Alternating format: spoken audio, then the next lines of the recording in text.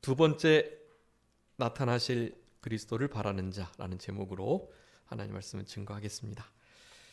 우리 히브리서 9장 27절의 말씀은 잘 아시는 말씀이실 거라고 생각이 되는데요. 그 바로 밑에 있는 28절의 말씀, 그 말씀을 그 윗절 말씀과 함께 같이 연결지어 기억하는 성도님들은 그렇게 많이 없으실 것 같아요. 여러분, 한 번 죽는 것은 사람에게 정해졌고 후에 심판이 있을 것인데요. 그 모든 일들이 그렇게 정해진, 섭리되는 이유, 그 이유가 다른 것이 아닙니다. 바로 우리 예수 그리스도께서 두 번째 나타나실 그 나타나심을 소망하면서 우리가 죽게 되는 것, 심판이 있다는 것, 이것을 늘 잊지 않고 기억하고 살아가도록 하시기 위해서 이 두 말씀이 연결지어져 있다라는 사실입니다. 여러분, 그래서 두 번째 나타나시는 그리스도, 이것을 우리 기독교 용어로 재림이라고 하죠. 재림, 다시 오실 것. 재림이 있으니까 두 번째 나타나시는 거니까 첫 번째 나타나심이 있겠죠. 처음 나타나심, 초림이라고 할 수 있겠습니다.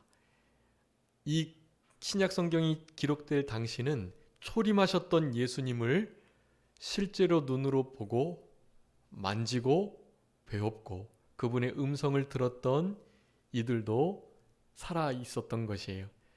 그런 복음이 전해져서 지금 우리에게까지 이르게 된 것입니다. 이제는 우리 주님이 두 번째 다시 나타나실 그 재림을 기대하고 기다리며 대망하면서 그리고 잘 준비하면서 이 땅을 살아가야만 합니다. 우리 성도님들의 삶 속에 늘 죽음을 준비하셔야 하는데요.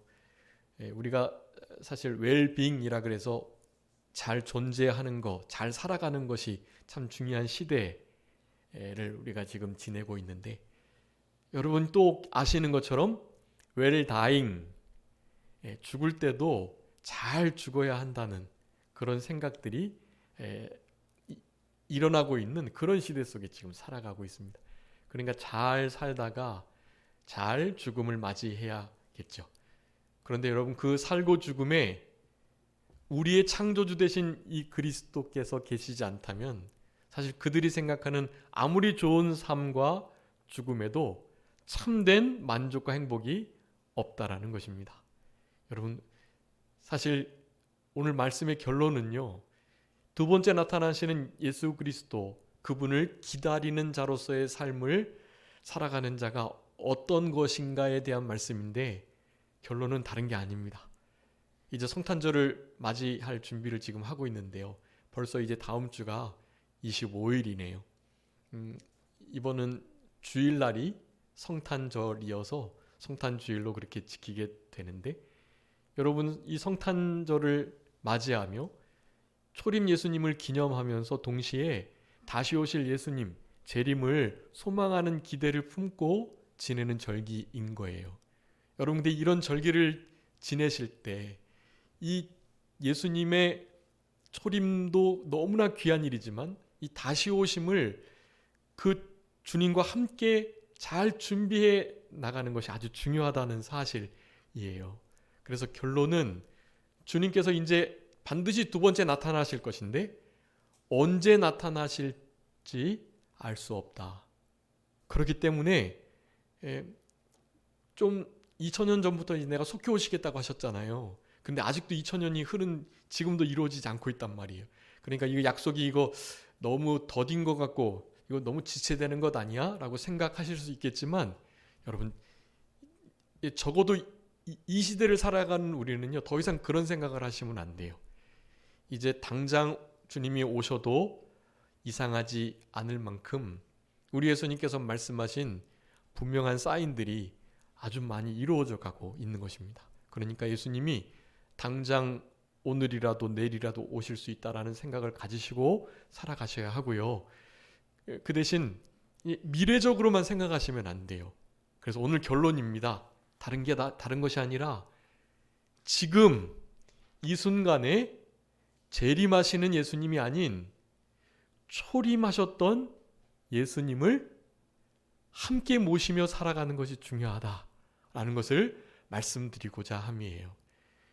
여러분, 우리 지금 이 순간에 이 땅에 다시 오실, 그렇지만 성부 하나님의 말씀으로 또 성령 하나님의 내주하심으로 지금 우리 가운데 계신 이미 이 땅에 어린아기로 오셨던 예수 그리스도, 그분을 우리의 심령 속에 모시고 살아가는 것, 지금도 그분과 동행하고 그분의 눈동자 앞에서, 그리고 그분이 제발이지 빨리 오셨으면 좋겠다라는 그 마음을 가지고 우리와 여전히 동행하시는 그 주님과 함께 살아가는 것, 그분을 영접하고 그분과 함께 모든 일들을 결정하며 살아가는 것, 그것을 우리들에게 요구하고 계신다.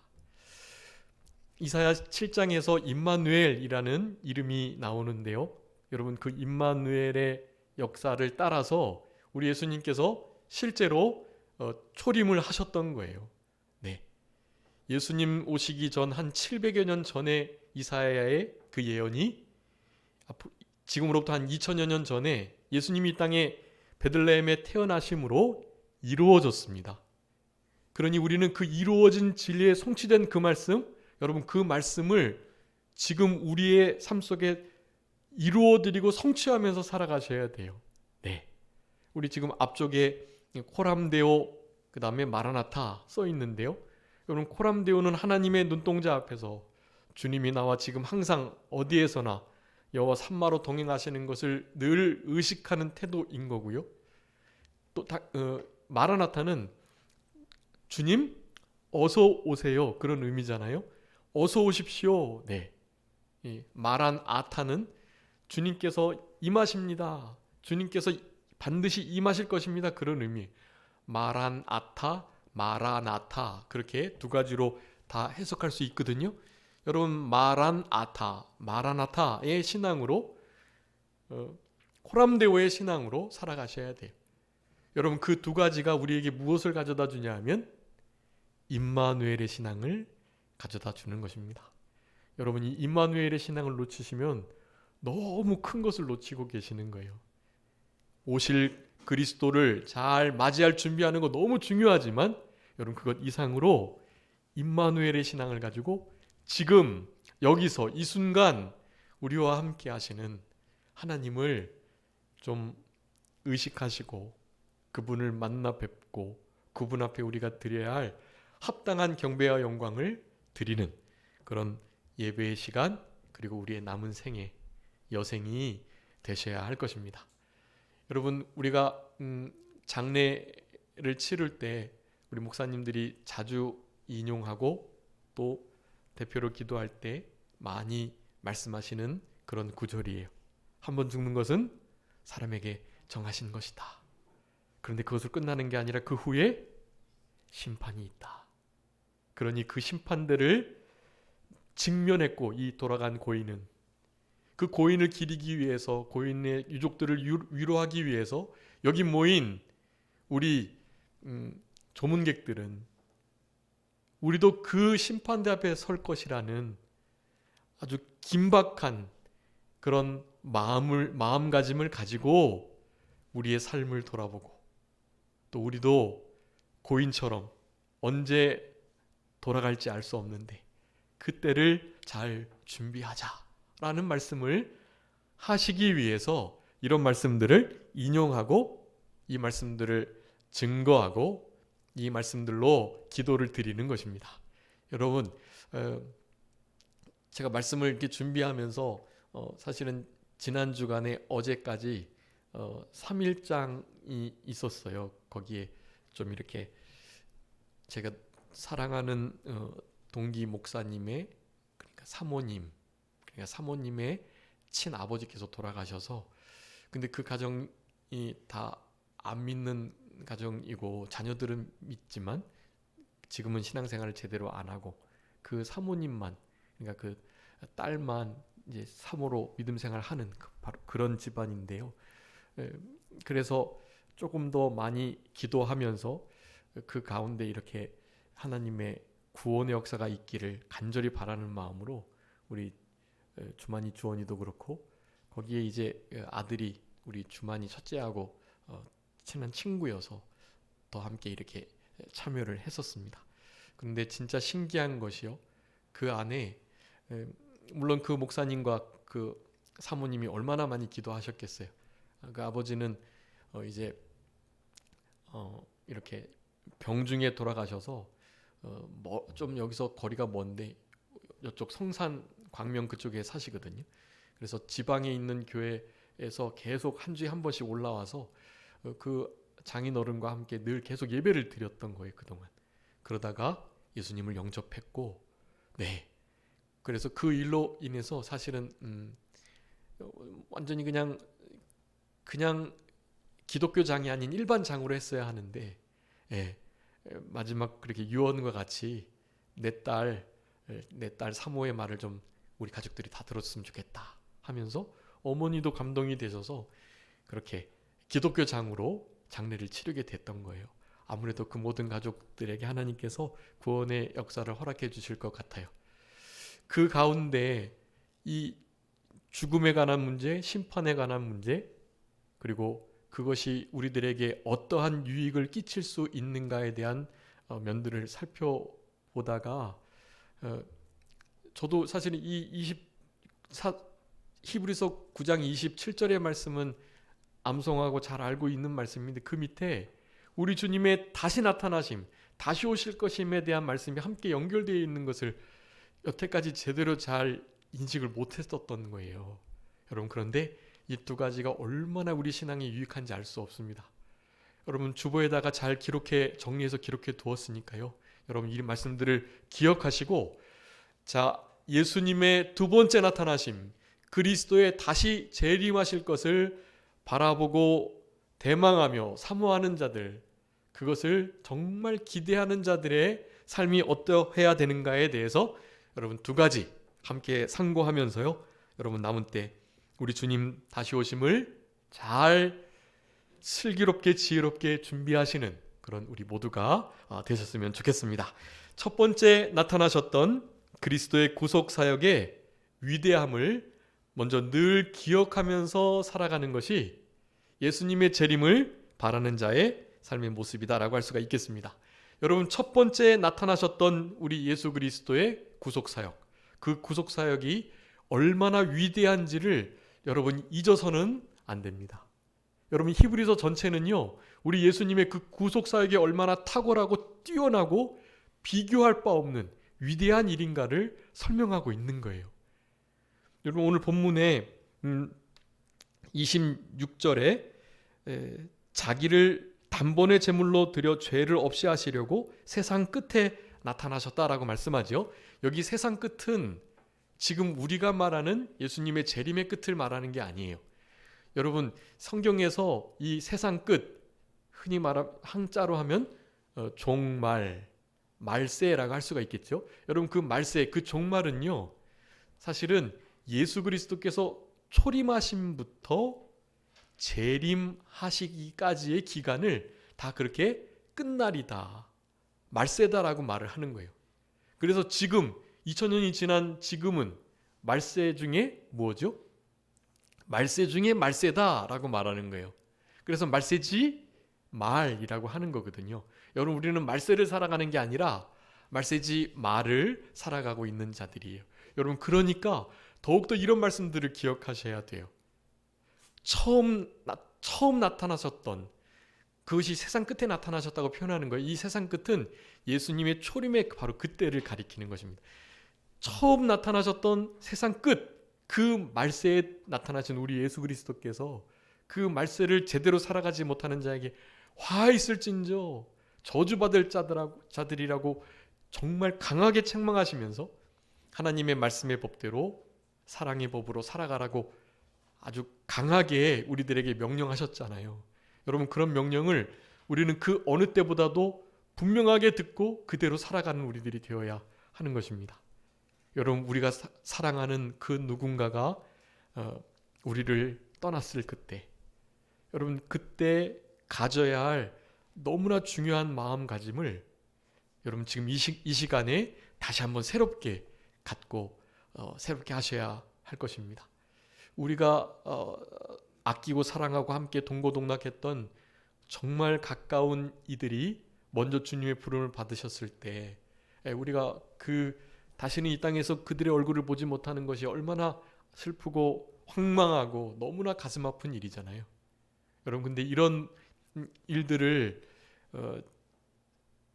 실제로 직면한 것처럼 여러분 이제 남은 때는 살아가셔야 돼요.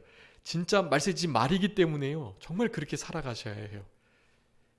내가 언제 죽을지도 모르고 또 죽음에는 순서가 없는 것처럼 나이가 있으시다고 먼저 가시는 것도 아니고요. 또 주님께서 나를 언제 부르실지 알 수 없으니 여러분 더욱더 그렇게 살아가셔야 합니다. 여러분, 그 삶을 살아가는 데 있어서 정말 잊지 않고 기억해야 할 중요한 진리인 거예요. 예수님의 두 번째 나타나심을 사모하고 바라는 자들의 아주 중요한 태도인 것입니다. 여러분, 그것은 우리 주님께서 첫 번째 나타나셔서 예수님께서 그리스도 메시아 사역으로 이루셨던 그 구속 사역이 얼마나 위대한지에 대해서 늘 기억해야 된다라는 것입니다. 여러분, 이 시간에 기억하시기 바랍니다. 우리 주님께서 어떠한 희생을 지불하시고 얼마나 위대하고 탁월한 구속을 우리들에게 이루어 주셨는지를요.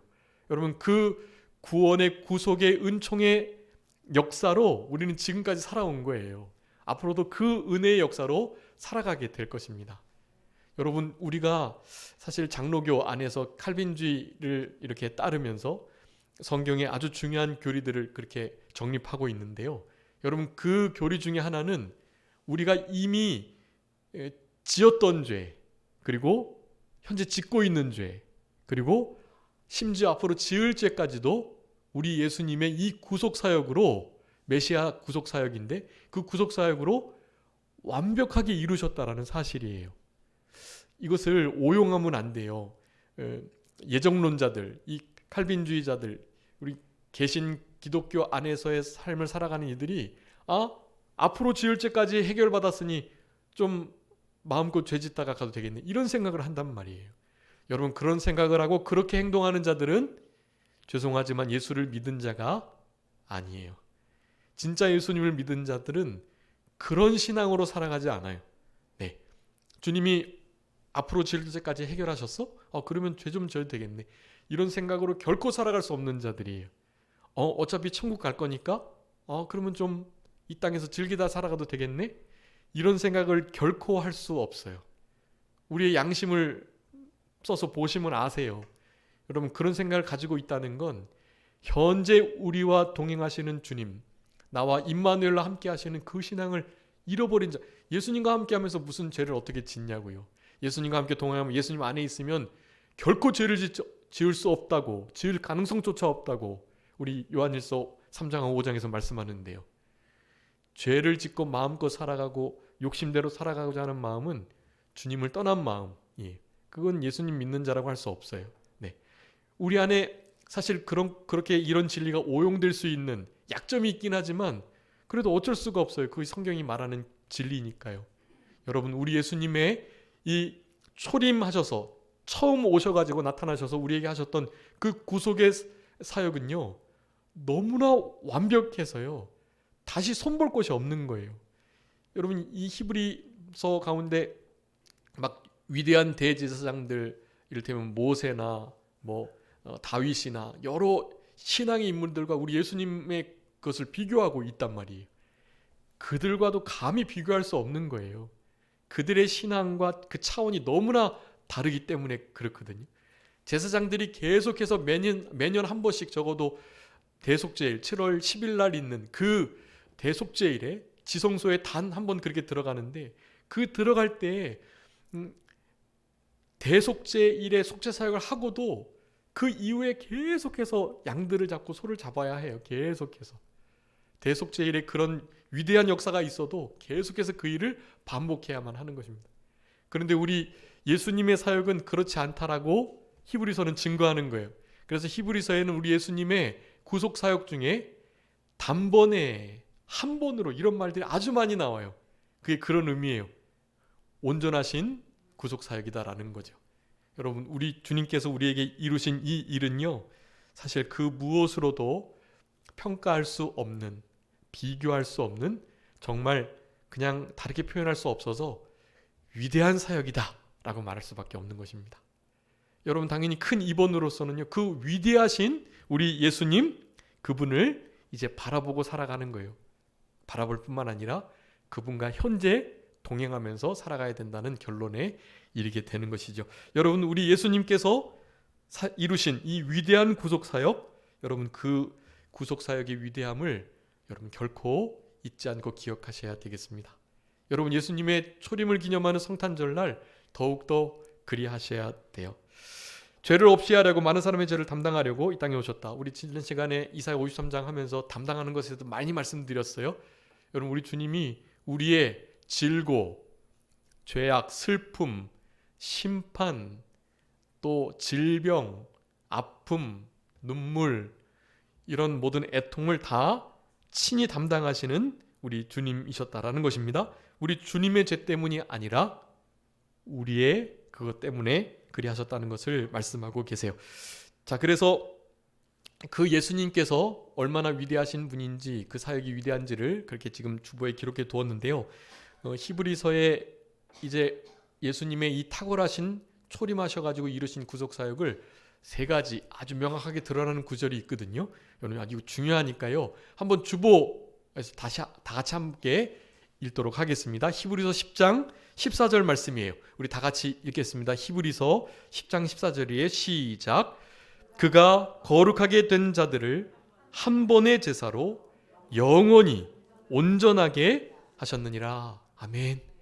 여러분, 이 히브리서 10장 14절의 말씀을요, 히브리서 전체에서 그 처음에 한 번에, 그리고 두 번째 그 영원한, 그리고 세 번째 그 온전한, 이 세 가지를 계속해서 설명하고 있어요.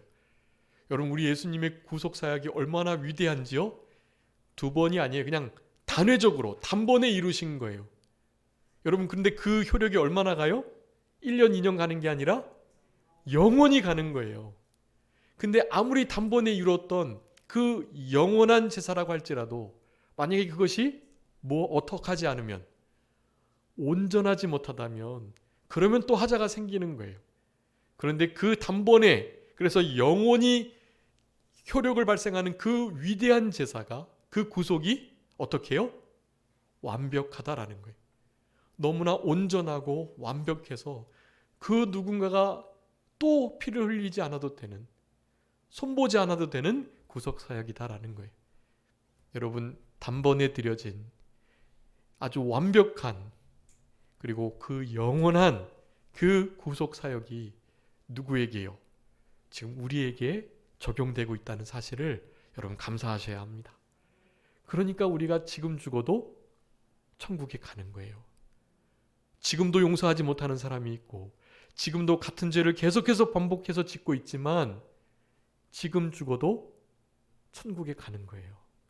여러분, 이 일이 얼마나 우리에게 큰 소망을 주는지 알 수 없어요. 이런 믿음을 가지고 있는 자는 죽음을 두려워하지 않아요. 여러분, 죽음 앞에 두려워하는 것이 있다면 다른 게 아니에요. 구원을 좀 제대로 이루어가지 못한 거, 주님을 많이 닮아가지 못한 거, 그것이 단지 아쉬울 뿐인 거예요. 안타깝고, 조금만 더 기회 주신다면 내가 주님을 위해서 조금 더 희생할 텐데, 주님을 위해서 조금이나마 주님을 위한 삶을 살아볼 건데, 그런 생각을 하는 것이 너무나 후회스러울 뿐인 거예요. 여러분, 죽음, 그것은 결코 고통스럽지 않습니다. 그 염하는 분들은 아신다 그래요. 이 고인을 그동안 얼마나 잘 돌봤는지, 그리고 이 고인이 좋은 데 갔는지 아주 안 좋은 데 갔는지 그걸 안대요. 그리고 어쨌든 이제 입관할 때 마지막으로 얼굴을 보니까 유족들이 얼굴을 이렇게 잘 이쁘게 웃는 형으로 펴야 하는 거예요. 그런데 죽을 때, 그러니까 사탄에 의해서 지옥에 끌려간 영혼의 육체는 아무리 근육을 만져도 돌아오지 않는 근육이 있다 그래요. 그런데요, 천사들에 받들려 아브라함 품에 안긴 영혼의 육체는요, 어떨까요? 진짜 고통스러운 죽음을 맞이했다 할지라도 그 영혼이 천국에 들려 올라가기 때문에요, 그 육체가 세상에서 지을 수 없는 환하고 아름다운 표정을 짓는다는 거예요. 그러니까 안 돼요, 그들은요. 아, 이분 좋은 곳 가셨다. 예. 아, 이분은 아이고 좀 안 됐네 하는 게 있다는 거예요. 이번에 이렇게 장례를 치르게 되었던 고인도요, 너무나 평안하게, 너무나 아름다운 모습으로 그렇게 가셨다고 그래요. 분명히 예수님 믿고 천국 간 게 확실하죠. 네. 그것 때문에 가족들이 많이 마음이 움직인 것 같아요. 당연히 기독교 제사가 장례가 아니라 일반 장례로 치르려고 했었는데, 제사도 지내고 3호제, 4구제 다 그렇게 하려고 했는데요, 싹 돌아서셨어요. 그래서 우리 먼저 간 남편이 할아버지가 믿었던 예수님 좀 믿어보자, 제사 드리지 말자, 그런 말씀들을 하셨다 그래요, 가족끼리. 얼마나 감사한 일인지 모르고요. 여러분, 우리의 죽음은 사실 복된 죽음이다. 여러분, 이제 살펴보겠지만 한 번 죽는 것은 어떻게 해요? 사람에게 정하신 것인데, 여러분, 믿지 않는 자의 죽음은 그렇다 치지만 죽음의 문제를 해결했던 우리는 왜 죽나요? 믿는 자의 죽음과 믿지 않는 자의 죽음이 같을까요? 여러분, 결코 달라요. 여러분, 우리의 죽음은 복된 죽음이에요. 한 번 죽도록 정하신 하나님의 섭리를 따라서 믿는 자나 믿지 않는 자나 다 죽게 돼 있는데요, 주님께서 우리의 죄 문제를 완전히 해결하지 못하셔서 우리에게 죽음이 있는 게 아니에요. 여러분, 죽음은 무엇의 결과니까요? 죄의 결과니까요. 믿지 않는 자도 죽는 것처럼 우리도 어차피 죽는 걸 보니 우리도 뭔가 예수님께서 완전히 치르지 못하신 죄의 문제가 있나? 라고 생각할 수 있단 말이죠. 근데 결코 그렇지 않다라는 것을 아셔야 돼요. 믿지 않는 자의 죽음과 우리들의 죽음은 너무나 다른 거예요. 여러분, 우리에게 있는 죽음은 복된 죽음, 은혜로운 죽음이에요. 계시록 14장에 말씀하죠. 주 안에서 죽는 자들은 복되다. 여러분, 죽음이 복이 되다니까요. 왜 그럴까요? 여러분, 죽음에는 유익이 아주 많아요. 여러분, 요번에 그 장례도 그 아버지의 죽음으로 부인과 자녀들과 자손들이 어떻게 해요? 주님을 만나게 되는 거예요. 여러분, 그 죽음이 얼마나 복된 죽음이에요. 여러분, 우리도 죽어야 주님을 만나 배웠고 진짜 안식에 들어가게 되어 있는 거예요. 여러분, 죽음 앞에 우리 큰 목사님들 대목장이라 그랬는데, 대목장. 여러분, 죽음을 앞두면 뭐가 제일 큰 문제가 될까요? 죽음 앞에 어떠한 문제도 문제되지 않아요. 여러분, 죽음을 앞둔 그 숨이 진짜 이제 멈출 수밖에 없는 그 상황에서요, 우리에게 일평생 그렇게 잘못했던 그 원수가 그렇게 미울까요? 여러분, 밉지 않아요. 그 원수를 할 수만 있다면 만나고 정말 괜찮다고 용서해주고 싶은 마음이 막 드는 거예요. 그래서 조금 더 성숙한 자들은 그런 죽음이 임박할 즈음 다 부르는 거예요. 사람들을 다 부른대요. 다 부른 면면을 보니까 자기에게 그동안 척졌던 사람들, 일평생 얼굴 한 번도 안 봤던 가족들, 옛날에 진짜 우리를 못 살게 하고 함부로 대하고 억울하게 하고 진짜 핍박을 많이 했던 그들, 그런 이들을 부르는 거예요. 불러서 이 반목의 문제를 해결하고자 하는 거예요. 여러분, 죽음은 대목장입니다. 무슨 대목장요? 우리의 구원을 이루는, 주님을 닮아가는, 주님의 성품에 참여하는 일에 아주 요긴한, 아주 더할 나위 없는 기회가 되는 거예요. 여러분, 그런 의미에서 믿는 자의 죽음은 복이 되는 거예요. 은혜이고요, 소망스럽고요. 여러분, 믿지 않는 자는 어떤지 아세요? 믿지 않는 자들 죽음 앞둔다고 다 믿는 게 아니에요. 진짜 택함 받은 자들만 믿는 거예요. 믿지 않는 자들은요, 흔히 그 불택자들은요, 죽음을 앞두고도 예수님이 우리를 위해서 죽어주셨고 예수님 믿어야 천국 좋은 데 가세요. 지었던 죄들을 회개하시고 예수님을 영접하세요. 마음에 주님 내 마음 가운데 와주세요. 좀 고백하세요. 아무리 말씀해도 얼굴을 획 돌리고 나는 다른 건 몰라도 예수는 안 믿어. 그러면서 절대로 안 믿는데요. 네, 여러분 그 얼마나 안타까운 상황이에요. 그러니까 죽음을 앞둬도 그것을 인생의 정말 대목장으로 삼을 수 없는 자들이 바로 불신자들인 것이. 여러분 그들 정말 불쌍하니까 여러분 그들의 영혼들을 사랑해서 간절히 기도해 주셔야만 합니다. 여러분 그들을 위해서 정말 기도해주고 예수님 우리를 위해서 죽으심을 부활하심을 간절하게 간곡하게 설명하고 주님 모시도록 아무리 애를 써도 막 차갑게 대하고 함부로 대하는 사람이 있어요. 그렇다고 그냥 돌아서시면 안 돼요. 그의 영혼이 떠나기까지 옆에서 계속해서 찬송 불러주시고 구원을 위해서 하나님께 간구해 주셔야 돼요. 그렇게도 믿지 못하는 자는 정말 어쩔 수 없는 일이지만 우리들한테 함부로 한다고 이 복음 전해주는데도 이렇게 냉정하게 대한다고 섭섭해하거나 그 자리를 떠나시면 안 되는 거예요.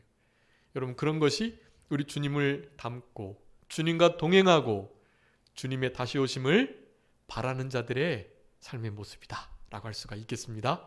여러분 한 번 죽는 것은 정해져 있고 그 후에는 심판이 있는데 한 번 죽는 것은 믿는 우리들에게는 너무나 복된 일이다. 그 죽음을 통해서 너무나 많은 신앙의 유익이 있을 수 있다. 빌립보서 1장 20절 21절에 말합니다. 우리가 사나 죽으나 주의 것인데 그 죽음이 얼마나 이익한가에 대해서 말씀하는 거예요. 우리는 죽음에도 유익이 있는 자들, 여러분 이것을 기억하시고 주님 안에서 살아가며 주님과 동행하면서 주님이 우리에게 주시는 이 위대한 구속 사역을 한순간도 잊지 않고 감사하며 이 사역을 증거하고 전할 수 있는 우리들이 되었으면 좋겠습니다. 여러분 우리 예수님께서 이런 일들을 감당하실 수 있는 이유가 있는데요. 고린도후서 5장 21절에 죄를 알지도 못하신 우리 예수님을 우리 하나님께서 우리를 대신해서 죄로 삼으셨다 그랬어요. 여러분 이거 아주 큰 말씀이에요. 여러분 우리 예수님을 뭐로 삼으셨다고요? 죄로 삼으셨다. 여러분 우리 예수님 어떤 분인데요? 여기 고린도서 5장 21절에 죄를 알지도 못하시는 분. 그 뒤에 히브리서 4장 15절에서는요. 죄가 아예 가지고 있지 않은 죄가 없는 분이라고 표현해요. 그 뒤에 베드로전서 2장 22절은요. 죄를 범하지 않는 분. 네. 죄를 범하지 않고 죄가 있지도 않고 아예 죄를 알지도 못하시는 그분. 그분을 우리 하나님께서 어떻게 하셨다고요? 죄로 삼으셨어요. 그래서 그 죄 대신 범죄자 중에 하나이신 우리 예수님을 향하여 우리 하나님의 공의가 온전히 쏟아지신 거예요. 여러분 어떤 죄를 감당하셨어요? 성경에서는 온 세상의 죄를 지고 갔다라고 말씀해요. 온 세상. 여러분 근데 온 세상이 믿지 않는 자들의 죄까지 말하는 건 아니고요. 하나님께서 창조하셔서 택함 받은 구원받은 하나님께로 돌아올 온 세상의 택한 자들 그런 의미예요. 여러분 온 세상 죄를 졌다. 우리 주님은 죄인 취급을 받으셨고 죄인 중에 하나로 여김을 받으셨다라고 성경은 증거합니다. 이게 너무 억울한 일이잖아요. 죄를 알지도 죄를 짓지도 죄가 전혀 있지도 않으신 분인데 그분을 그런 대우를 하셨으니 그런 대우를 하시면서 그 죄 지은 것에 맞게 모든 저주와 형벌을 모든 징벌을 예수님께 우리 하나님은 쏟으신 거예요. 그래서 주님께서 시편 22편에 그렇게 고백을 하는 것으로 우리 가상 7원에서 예수님이 직접 고백하신 말씀이에요. 나의 하나님이여 나의 하나님이여 어찌하여 나를 버리셨나이까. 엘리엘리 라마 사박다니라는 그 말씀이 주님의 준엄하신 공의로 말미암는 쏟아지는 저주와 우리 하나님을 향하신 우리 하나님께서 예수님을 향하신 외면 한순간도 끊어진 적이 없으셨던 우리 주님께서 죄인으로 여기시고 공의를 쏟아부으실 때 그 공의를 이루시기 위해서 우리 주님을 실제로 버리셨던 것을 기억하셔야 합니다. 여러분 이런 사역들을 위해서 우리 예수님 이 땅에 오신 거예요. 예수님의 오심을, 성탄절을, 그 초림을, 그래서 이런 의미를 가지고 기념하며 기억하면서 감사, 찬양, 영광을 돌려드려야만 한다라는 것입니다. 여러분, 여기에 한 번 죽는 것, 그 작은 2번인데요. 심판이 있다는 것에서 잘 죽을 필요가 있다는 것. 여러분, 우리는 둘째 사망의 해를 받지 않는 첫째 사망만 경험하는 자들이에요. 믿지 않는 자들은 둘째 사망을 경험해요. 거기 계시록에 있는 말씀들 제가 기록해 두었습니다. 여러분, 우리는 둘째 사망을 맞지 않는 것에 감사하셔야 하고, 첫째 사망을 맞는 우리들은 한 번 죽는다는 것 그 자체가 그래서 얼마나 위로가 되는지 몰라요. 그러니까 우리 믿는 자들에게는 그 죽음조차 위로가 되고 복이 된다라고 말씀드릴 수가 있겠습니다. 여기 그리스도의 심판대, 하나님의 심판대, 고린도후서 5장 10절하고 로마 14장 10절이에요. 여기에 우리는 그 심판대를 잘 준비해야 하고 만날 준비를 잘하라고 아모스 4장 10절에 말씀합니다. 계명을 잘 지켜나가는 것이 주님을 영접할, 맞이할 정말 좋은 준비가 된다라는 것, 여러분 이것을 기억하시면서 두 번째, 이제 그리스도를 바라는 자들의 삶의 모습은요, 바로 두 번째 나타나실 그 위대하신 그리스도를 늘 바라보고 기대하고 의지하며 사모하면서 살아가는 것이다 라는 것입니다. 여러분의 시선이 지금 어디에 있으신지를 살펴보셔야 해요. 내가 나의 마음의 기울어짐, 나의 시선을 지금 어디에 두고 있는가. 두 번째 나타나실 그리스도, 그 위대하신 사역을 이루셨던 그 위대한 주님께 내가 마음을 두고 나의 시선을 두고 있는가, 그것 이외에 그 어디에 두고 있는가라는 것을 살펴보셔야 해요. 여러분 혹시 어린 왕자 책 읽어보셨나요? 거기 여우와 나눈 대화가 있어요. 여우가 어린 왕자를 하염없이 기다리는데, 나는 네가 언제쯤 올지를 말해줬으면 좋겠다. 그러면 네가 만약에 4시쯤 온다고 하면 나는 내가 오는 그 4시 전 3시부터 너무나 행복하고 즐거울 거야 라고 말을 해. 여러분, 지금 우리는 그 기간을 걸어가고 있는 거예요. 여러분, 그 행복한 기다림, 정말 설레고 의미 있고 궁극적인 참된 기다림이 여러분의 삶 속에 있는지를 점검하셔야 하는 거예요. 가까운 미래에 일어날 어떤 일들을 즐거워하고 기대하시는 것보다도, 그 무엇보다도 주님이 두 번째 나타나신 그날을 진짜 사모하고 기다리시는 우리들이 되셔야만 하는 겁니다. 여러분, 그런 삶이 가능하게 되는 건 다른 게 아니에요. 초림하셨던, 아까 말씀드렸던 결론이에요. 초림하셨던 우리 예수님을 지금 이 순간에 임마누엘과 함께 동행하는 것, 여러분 그것이요, 우리 두 번째 나타나실 위대한 그리스도를 진짜 기다리고 기대하고 사모하고 잘 준비하는, 진짜 기다리는 인생, 참된 설레임의 기다림을 가진 진짜 하나님의 백성의 삶의 모습이다 라는 사실을 여러분 기억하시면서, 여러분 거기에 말씀들을 제가 많이 써두었는데요, 여기 이것만 말씀드리고 마칠게요. 여기 두 번째 나타나셨다는 것은 여러분 7월 10일 날 있는 대속죄일이 있거든요. 1년에 한 번씩 지성소에 들어가는 거예요. 그런데 거기에 하나님께서 이스라엘 백성들의 속죄를, 죄 해결해 주시는 일을 안 받으실 때는 대제사장이 들어갔다가 못 나와요. 죽는 거예요. 거기서 대제사장 자신의 죄 때문이기도 하고, 그 모든 백성들의 온전한 마음이 제대로 이루어지지 않을 때는 거기서 죽어요. 그래서 대속죄일 지성소에 들어갈 그때는요, 제사장이 성소에 들어갈 때와 달리 지성소에 들어갈 때는 끈을 허리에 묶고 들어가요. 방울 소리가 더 이상 나지 않으면 바깥에서 땡겨내야 되거든요. 죽었다는 뜻이에요. 근데 그 대제사장이 하나님 앞에 나갔다가 지성소에서 나와서 두 번째 백성들을 만날 때, 그때를 두 번째로 묘사하고 있는 거예요. 이게 여러분, 두 번째 제사장의 얼굴을 보였다는 것은 어떤 의미입니까? 우리의 속죄 제사를 하나님이 받아주셨다, 그런 의미거든요. 두 번째 나타나시는 주님께서 우리의 구원을 이루어 주신다는 것은 그런 의미가 있는 거예요. 그러니 우리는 두 번째 나타나실 주님을 기대하고 사모하면서 감사하면서 기뻐하는 삶을 남은 때 살아가셔야 하는 것입니다. 우리 주님의 초림을 기념하며 예수님의 재림을 대망하시는 우리 남은 생애가 되셨으면 좋겠습니다. 자, 기도하겠습니다. 살아계신 우리 아버지 하나님, 우리 주님의 초림의 역사가 우리의 죄를 없이 하시기 위함인 것을 기억하며 죄 없으신 예수님께서 우리를 대신해서 물과 피를 다 쏟으셨다는 이 위대한 구속사역을 언제나 잊지 않고 주님께서 이루신 단번에 완벽한 영원한 이 제사를 감사 감격하며 이 순간 예배 드릴 때에도 그 감사와 감격 속에 살아가는 우리들 되게 해 주시옵소서. 두 번째 나타나실 그리스도를 임마누엘의 신앙으로 잘 준비하는, 대망하고 사모하며 간절히 바라고 기대하며 기도하며 행복하게 기다리는 우리들의 남은 생애가 되게 해주시기를 간절히 바라옵고 모든 것 주님께 맡기옵고 살아계신 예수 그리스도의 이름으로 기도 올리옵나이다. 아멘.